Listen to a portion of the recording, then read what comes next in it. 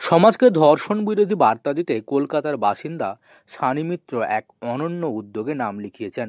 তিনি প্রমাণ করেছেন কঠিন সামাজিক বার্তা দূর দূরান্তে মানুষের কাছে পৌঁছে দিতে দামি গাড়ি বা ঝাঁ চকচকে প্রচারের প্রয়োজন হয় না। প্রয়োজন শুধু গভীর সংকল্প আর উদ্ভাবনী চেতনার।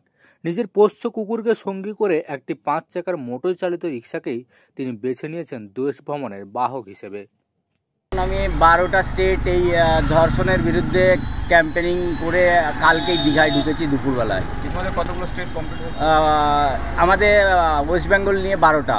ওয়েস্ট বেঙ্গল, আসাম, বিহার, ইউপি, দিল্লি, হরিয়ানা, পাঞ্জাব, রাজস্থান, গুজরাট, মহারাষ্ট্র, ছত্তিশগড় হয়ে ছত্তিশগড় উড়িষ্যা হয়ে আমি কালকে দীঘায় ঢুকেছি দুপুরবেলায়। সে করানোর কারণ আমার মনে হয়েছে যে চারিদিকে এই ধর্ষণের মতো জঘন্য কাজ দিনের পর দিন, ব্যাধিও বলবো, সামাজিক ব্যাধি তো দিনের পর দিন এত বেড়ে চলেছে।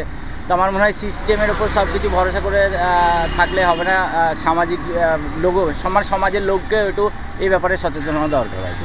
গত বছর 8ই নভেম্বর কলকাতা থেকে যাত্রা শুরু হয়েছিল সানির এই ধর্ষণ বিরোধী সচেতনতা যাত্রা। সম্পূর্ণ ব্যক্তিগত উদ্যোগে এবং নিজের খরচে তিনি এই যাত্রা শুরু করেন। গত 1 বছর তিনি অতিক্রম করেছেন দেশের প্রায় 12টি রাজ্য। তিনি উড়িষ্যা পেরিয়ে এসে পৌঁছেছেন পূর্ব মেদিনীপুরের দীঘায়। দেশ জুড়ে যখন নারী নিরাপত্তা এক গভীর সংকটের মুখে, তখন সানির এই উদ্যোগ সমাজে এক নতুন দৃষ্টান্ত স্থাপন করেছে।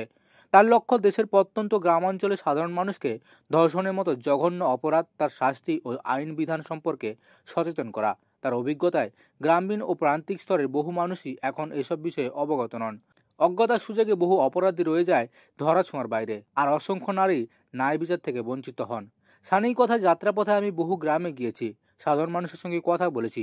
অনেকেই ধর্ষণের মতো অপরাধের পর আইনি কিভাবে সাহায্য পাওয়া যায় তা জানতেন না। আমি তাদের আইনি দিক সম্পর্কে সচেতন করেছি। তার এই সচেতনতা রিক্সা এখন পথ চলতি মানুষের দৃষ্টি কেড়েছে। রিক্সার গায়ে লেখা স্টপ রেপ, রেসপেক্ট ওমেন।